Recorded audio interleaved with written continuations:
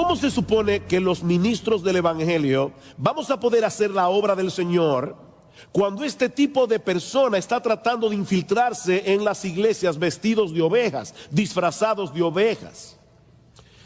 Algo interesante en esta lista de adjetivos, si tú la puedes leer en el idioma original, te vas a dar cuenta que la lista comienza con dos palabras que poseen el prefijo philos, que significa amor.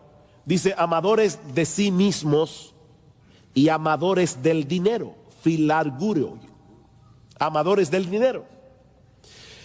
Pero la lista termina con otras dos palabras que tienen el mismo prefijo. Eso no se ve en español, pero dice amadores de los deleites en vez de ser amadores de Dios.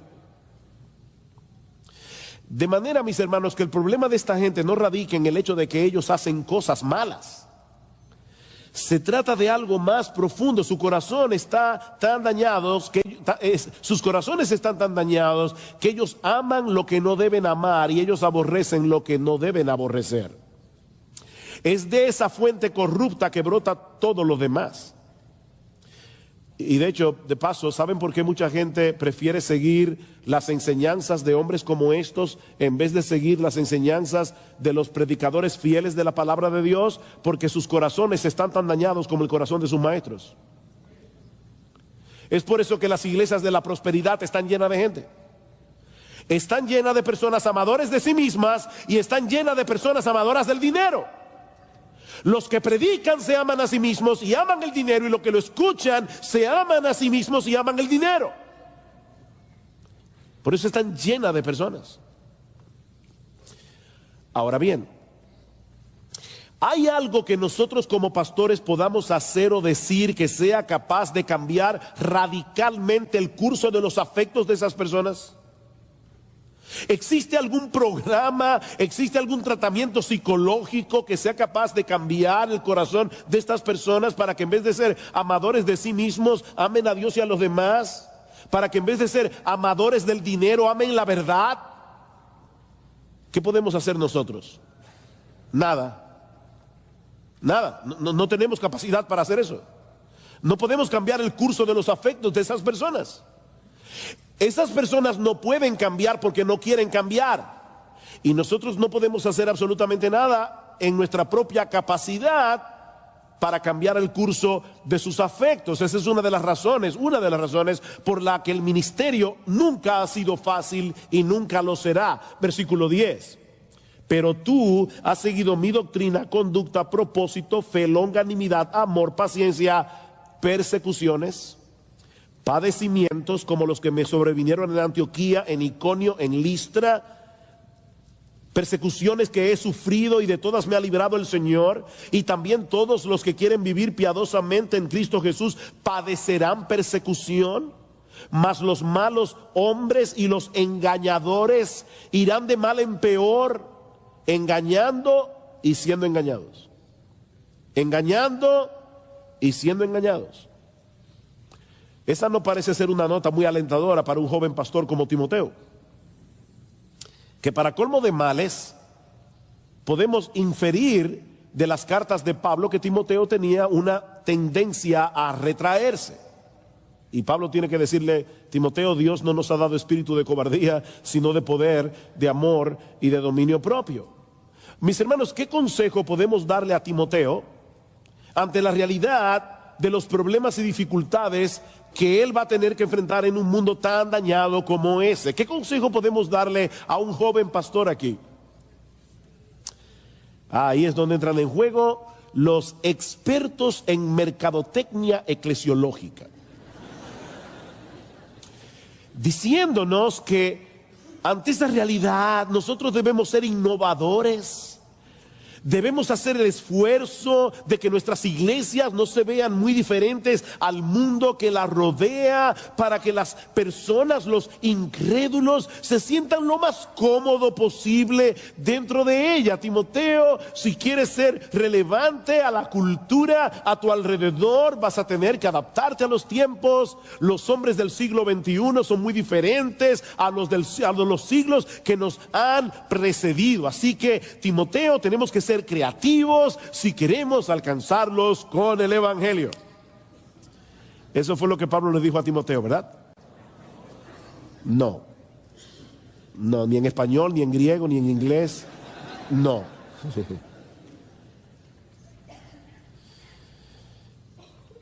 Alguien dijo muy sabiamente, la forma, lo voy a decir tranquilo, yo a veces soy enfático, lo voy a decir tranquilo para que caiga así. La forma más eficaz de alcanzar al mundo con el evangelio no es proveyendo a las personas las mismas cosas que ellos ya tienen en el mundo, sino más bien ofreciéndoles una alternativa que solo Dios puede dar, su palabra. Versículo 14. Pero persiste tú. ¿Ven el contraste?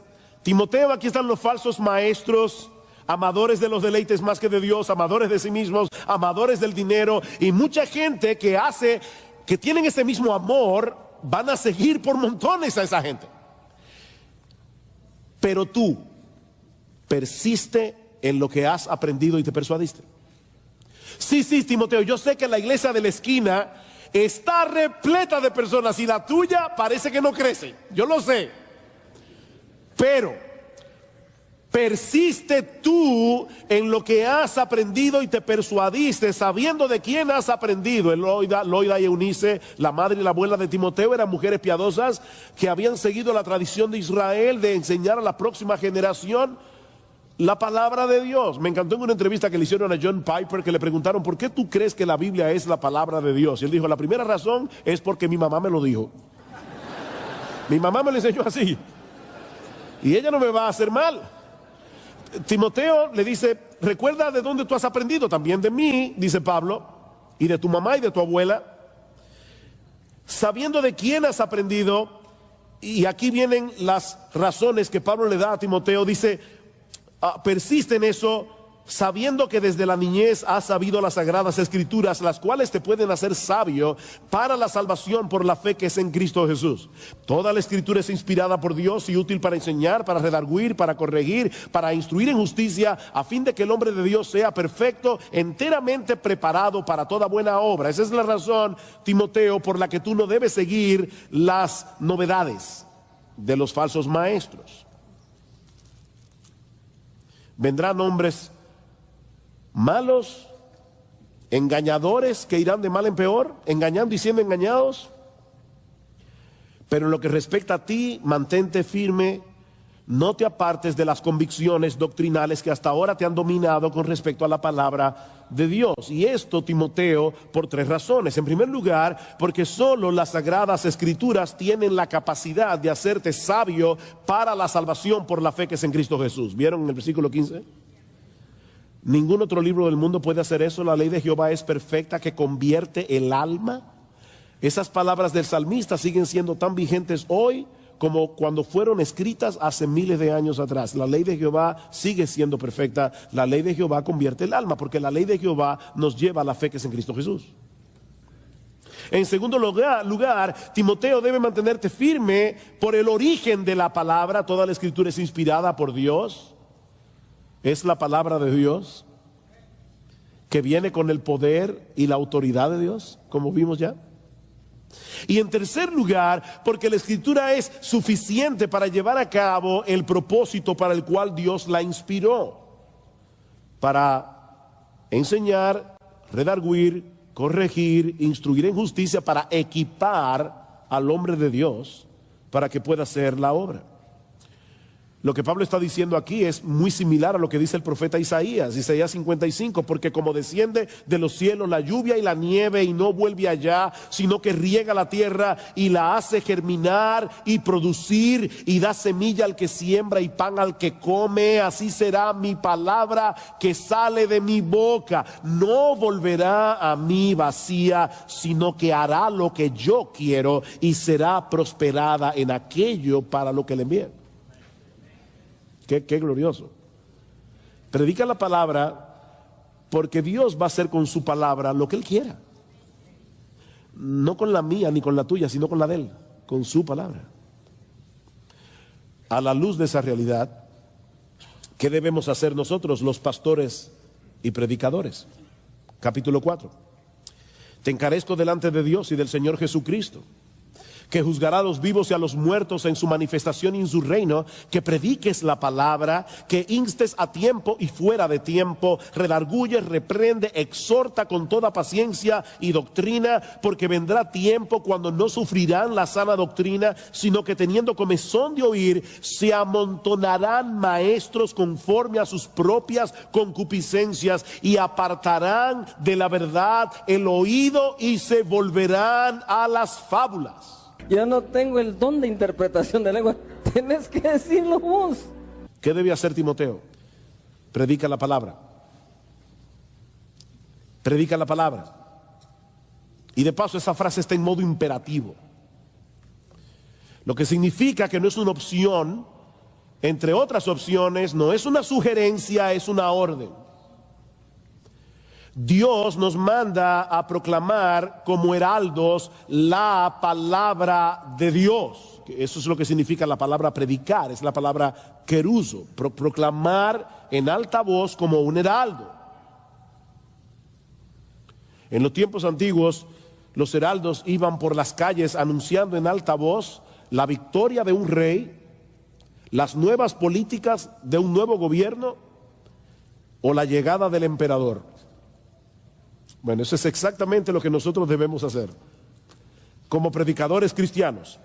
Debemos predicar fielmente la palabra para dar a conocer la victoria del Rey Jesús. Es lo primero. Él venció en la cruz, como vimos ayer. Debemos anunciar como heraldos las políticas de su gobierno. Arrepiéntete, cree, vive en santidad, todo lo que dice el Nuevo Testamento. Y anunciar como heraldos la realidad de su segunda venida. Comentando acerca de este texto, alguien dice que la predicación de la palabra centrada en el Evangelio es el único medio ordenado por Dios para preparar a los pecadores para la llegada de ese día. ¿Cuál día? El día de la segunda venida.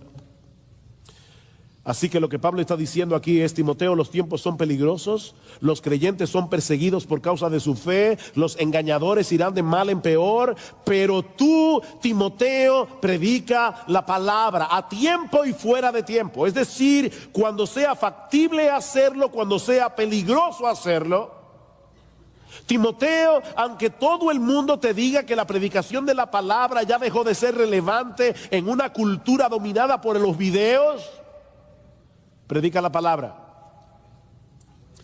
Predica la palabra. No sustituyas la predicación de la palabra en la iglesia absolutamente por nada. Quita los títeres, Timoteo. Saca los payasos. ¿Saben que hay iglesias que tienen payasos? Y hay predicadores que son unos payasos aunque no estén disfrazados.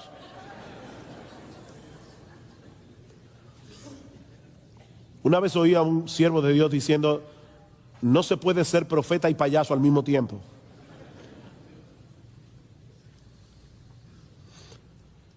Predica la palabra, redarguye, reprende, exhorta con toda paciencia y doctrina. Y la paciencia es necesaria, mis hermanos, por dos razones. En primer lugar, porque los cambios no se producen de la noche a la mañana. Los pastores a veces quieren, ya predicaron del amor y todos se aman. Ya predicaron del chisme, nadie chismea. No, eso no funciona así. No funciona así. Los cambios no se producen de la noche a la mañana.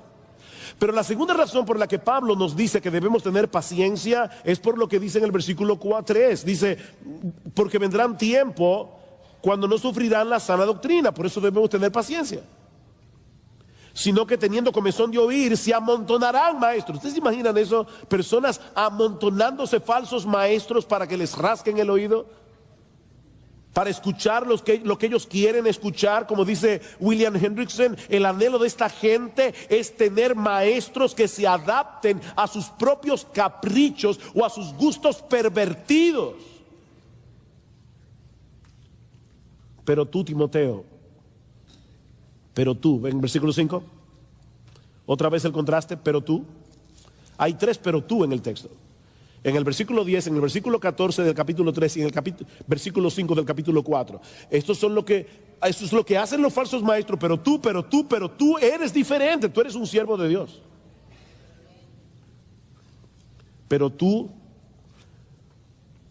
sé sobrio en todo, Versículo 5. Es decir, Timoteo, mantente en tu sano juicio. No te dejes arrastrar por el deseo de esta gente de ver y escuchar cosas sensacionales y extravagantes. Timoteo, sé sobrio. Sé sobrio. Segundo lugar, soporta las aflicciones. Soporta las aflicciones. Recuerda que todos los que quieran vivir piadosamente en Cristo Jesús padecerán persecución, y eso incluye a los que persisten en predicar la palabra cuando la gente no quiere oír la palabra. Haz obra de evangelista en la iglesia y fuera de la iglesia. Comparte el evangelio con los perdidos. Cumple tu ministerio. ¿Cómo? Entre otras cosas, procurando con diligencia presentarse delante de Dios aprobado como un obrero que no tiene de qué avergonzarse, que traza bien la palabra de verdad, y en segundo lugar, predicando la palabra. Cumple tu ministerio. Mis hermanos, ¿cuáles son los argumentos que hemos usado hoy aquí para defender el por qué las iglesias deben recuperar la predicación expositiva? En primer lugar, porque es a través de su palabra que Dios manifiesta su poder, su autoridad y su presencia especial en el mundo. Y en segundo lugar, porque Dios nos ordena que prediquemos su palabra.